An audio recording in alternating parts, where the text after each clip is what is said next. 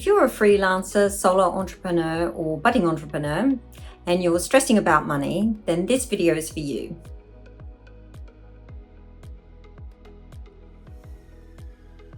If you ask ChatGPT what are the biggest problems for freelancers and solo entrepreneurs, it comes up with lots of things like the problems of not having a regular income, receiving late payments, not having any pension or insurance benefits, tax worries, and having worse access to credit.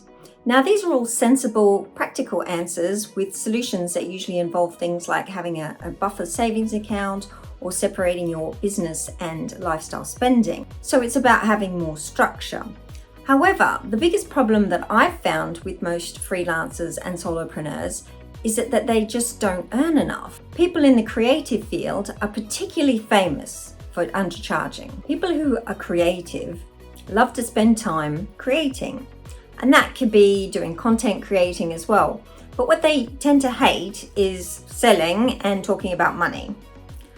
The trouble is, the solution to fix a lot of the above problems that I mentioned often require having more money to fix them. So if you're barely scraping by because you're already undercharging your clients, then how can you put aside 6 months worth of savings in order to cover any late or irregular payments? Barbara Stanny, in her book Overcoming Under-Earning, spoke about this problem, particularly with creatives, as she herself was a freelance writer and struggled with undercharging her clients. So what's the solution? The main thing that I found that gets in people's way is their money mindset. And fortunately, this can be changed. If deep down you don't believe that you're worthy or that your products and services are the best, then how can you charge a higher rate for them? Your success as a business person depends on one thing, you. And if you don't believe in yourself enough or your business, then your business won't do well.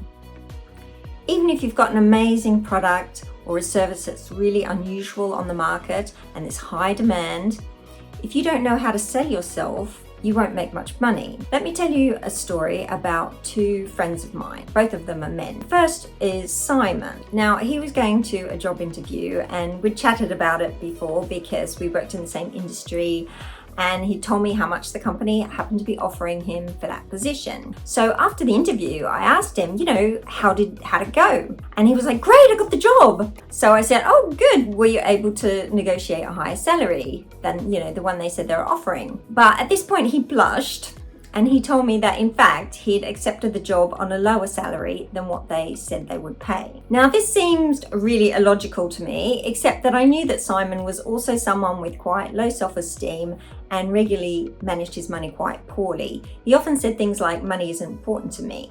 In contrast, I had another friend, Peter, who had a really different approach. One day, a group of us at work were talking about how much we earned, and we all had a similar level of experience and education. And then we discovered that this guy was actually earning double than compared to what we were all earning. We were all really surprised because we all worked at the same company and we'd all been told that, our company couldn't afford much higher than what we were already earning. So we asked him, how did you manage to get such a high salary? And he said, he just told the boss, look, that's all I can survive on. So obviously that's a key trick in negotiation, that you should always know exactly what your number is and be prepared to walk away in a job interview if the employer won't accept it. So this story really demonstrates how one man couldn't imagine having a higher salary and the other man couldn't imagine having anything less. So how much you can imagine earning is really important. Think about how much can you imagine earning? What can you imagine as your top possible salary or earnings from your business? And what amount do you deeply believe that you really deserve to earn? Because if you believe that you really deserve it, then you're more likely to get it. And if you can see it in your head and you can imagine earning that money, then it's more likely to come to you.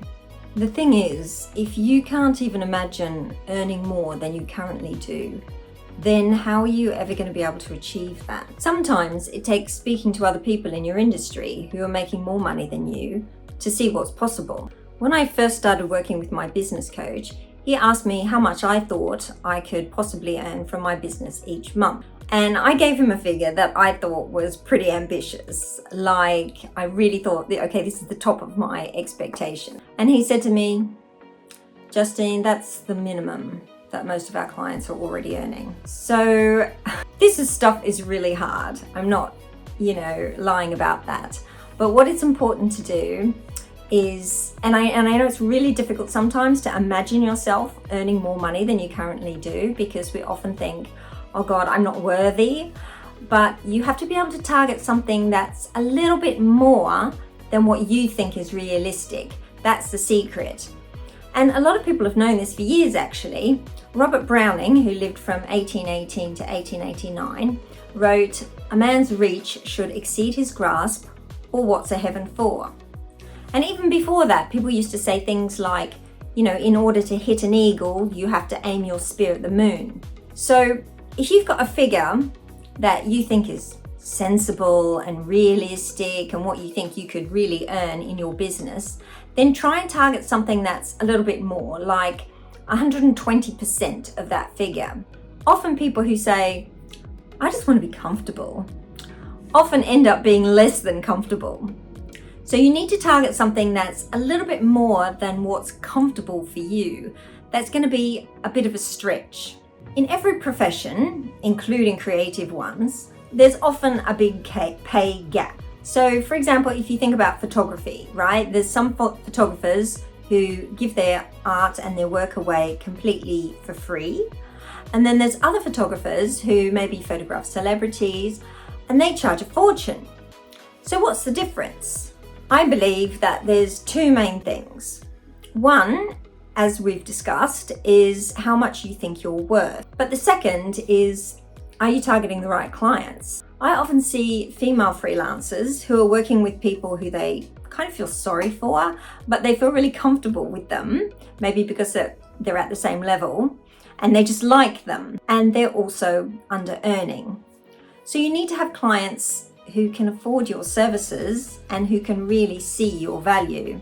Clients will pay for value and not results. So it doesn't matter how much time or energy you put into it. It's really about the value that you're providing and not the price. The good news is that clients sometimes value you and your expertise more than you value yourself. A really common problem that I see among entrepreneurs and business owners is that they're trying to target everyone. They're so kind of hungry and desperate for money and to get their business off and running that they think they don't want to limit themselves and they just try and target everybody. But this is usually the wrong thing to do. You need to be really niche and really clear on who it is you're really trying to target.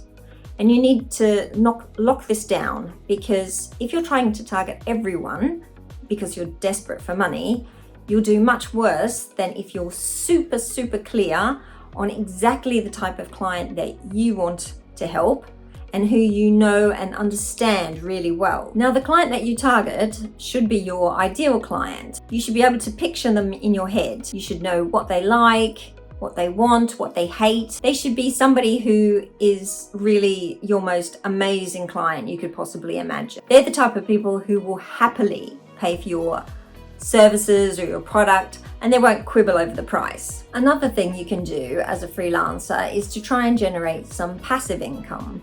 So this could be something like royalties from work you've done or from book sales. So you've got some regular income coming in rather than having to chase clients all the time. You've got that money that's just coming in the door on a monthly basis, even if it's a small amount. And of course, one way you can get that type of income, that type of passive income, is also from investing. And if you'd like to learn more about investing, then click below and you can sign up for my Money Muscles course, where I teach people how to learn to invest. But otherwise, have a think about what are the different types of passive income that you could potentially generate. And if you found the information in this video, please like and subscribe. Good luck with it all, and I hope you stay positive and do really, really well. Send me a message if you have any results.